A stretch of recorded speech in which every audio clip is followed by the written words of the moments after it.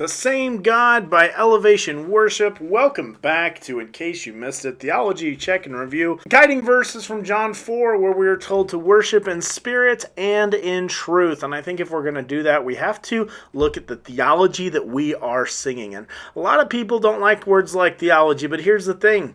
If you have a belief about God, you are a theologian. And you're either a good one or you're a bad one. And let's be good ones and examine the songs that are piping in through our radios. I'm calling on the God of Jacob, whose love endures through generations. I know that you will keep your covenant. Love that. We're off to a great start. Looking at the faithfulness of God, this is actually very biblical language, because this is how the Old Testament people talked about God, and they referenced what he had done in the past and his faithfulness. I'm calling on the God of Moses, the one who opened up the ocean. I need you now to do the same thing for me, for me, for me. All right, that's not terrible. It seems to make a vague reference to the parting of the Red Sea, and then it says that we need God to do the same thing for us. So I need God to part a Red Sea for me.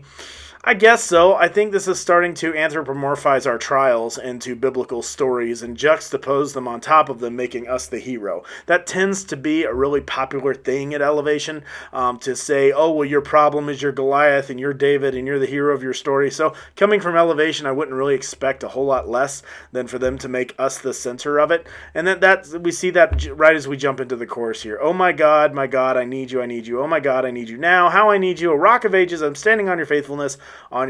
Okay, this is not bad to tell God that we need him. In fact, it's actually a really healthy thing to do. I think more people should spend time talking to God about how they need him. I just don't love how it's all about what I need from God, or not specifically what I need him for. So why do we need God? Well, I need God because I need salvation. I need forgiveness of my sins. I need to be cleansed of my unrighteousness. I need to be led by him. I need to be guided by his word. So what we need from God is important, and I think clarity is important. Now, I don't want to get over judgmental here and be like, oh, well, you can never just say, God, I need you, because he understands that. I get that. But in a corporate worship setting where we're supposed to be testifying to things, I would rather see a song that tells me what we're needing God for, what we're asking God for. Problem is, that doesn't bring in the megabucks, and when you're trying to broadcast something through K-Love's big radio stations, you need something that appeals to everyone and doesn't offend anybody, so, oh God, I need you seems to be working here.